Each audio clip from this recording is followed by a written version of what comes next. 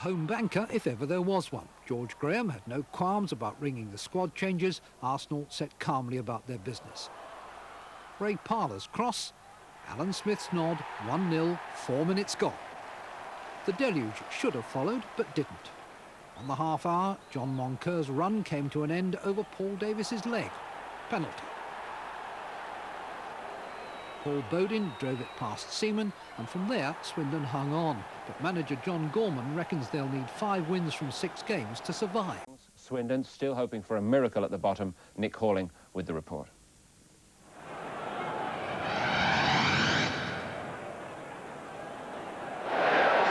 Swindon manager John Gorman knows he needs something special if his team are to avoid the drop.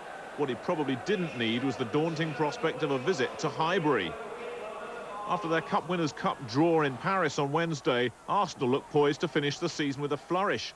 The faithful expected an avalanche of goals, and they had to wait just 4 minutes before Alan Smith rose at the far post to head in Ray Parlour's cross. Swindon in trouble early. In the first meeting between the two clubs on Boxing Day, the Gunners had won 4-0, and after this quick-fire start, a repeat performance looked likely. Smith's first goal since November. But instead of dominating, Arsenal instead let a string of chances go begging. Andy Linnigan wide and high with this header. Ian Wright just failing to make the right connection. And those misses proved costly. A rare Swindon counter-attack sprang John Moncur on a diagonal run, with only Paul Davis in pursuit. And it was the Arsenal man who was tempted into a rash challenge, a clear penalty.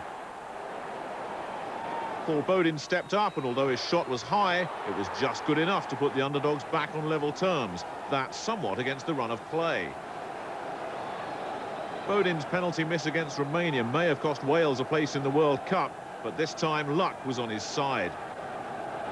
Arsenal dominated the second half, restricting Swindon to the odd breakaway, but Parlour, Merson and Wright all missed good chances. This summed up Wright's below par afternoon.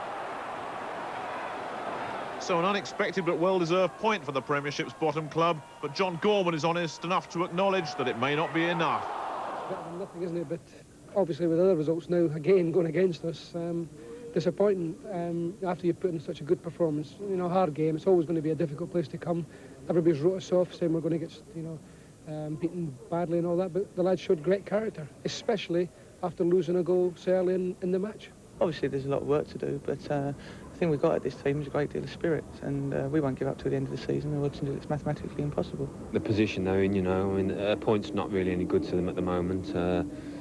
They need 3 on the games they play, on all of them. They're a few points adrift, and I think it'll be very difficult for them. But not hopeless. No, it's never hopeless, is it? It'd be nice to see them stay up because they play entertaining football, so I hope they do stay up. And we've just got to go and really go for it and go all out for victory in every game. And Joe Rowell and Harry Bassett have showed that their teams can do it, and they might stumble again. They might think, oh, now we're out of it, because people were saying Southampton had no chance of going down, and now all of a sudden Southampton's hit a sticky patch again. So we'll just keep believing and keep going for it right until the final game of the season. The spirit is commendable, but even Swindon diehards must fear the situation is almost beyond hope. Arsenal 1, Swindon Town 1. Here's the top then this lunchtime. Manchester United's lead over Blackburn is back to 3 points. Newcastle 3rd. And look at Wimbledon now, up to 8th. By the way, United play Oldham at Old Trafford tomorrow. Blackburn go to Everton. Now to the bottom, where it is so desperately tight.